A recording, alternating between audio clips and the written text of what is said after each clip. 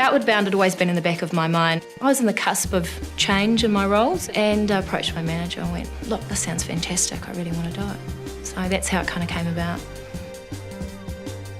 We were looking for something to help people who wanted to develop, and Outward Bound seemed like a good opportunity and a good fit.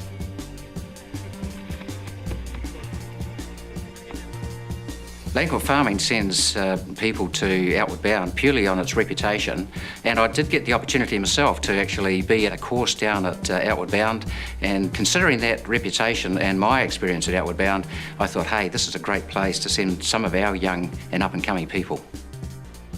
First of all, I think for them it was quite amusing that the lipstick girl wanted to go on Outward Bound, and to be brutally honest, I think that that's the challenge I'd throw out to all, in particular young women working in the corporate or government sector, is that anyone can do this program, and when you come back, the ultimate for me is that sense of achievement that I've got through it, and I had a fantastic time and I learned a lot about myself.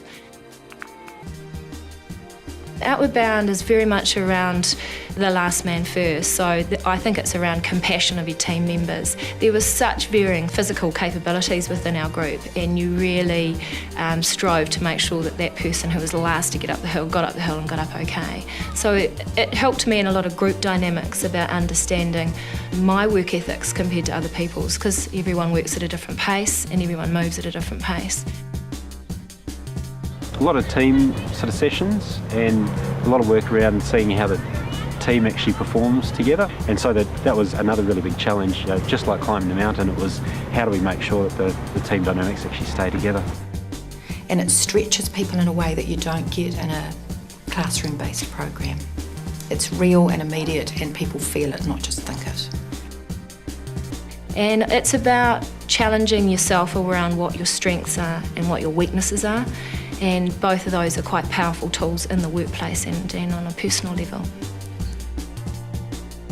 The framework for the theoretical stuff that goes into Navigator is based on some work that looks at what do I need to manage as my priorities to be really effective in my job. And the first one is I need to manage me, so self-management is a key part of that. I need to manage my boss because that's where the resources come from. I need to develop good relationships with peers, and I need to be an effective leader of others. When people come back from Outward Bound, they're invigorated. They are keen to actually progress very quickly into other roles, into more senior roles, and that's great. It just shows in the person they're warm and they're bouncing. As I say, they've got a hunger to do well in the company.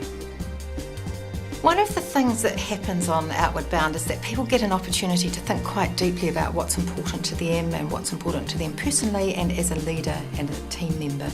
And I think it's very important that conversations happen with managers and managers about what people learned and what experiences will help them to consolidate that learning back at the workplace.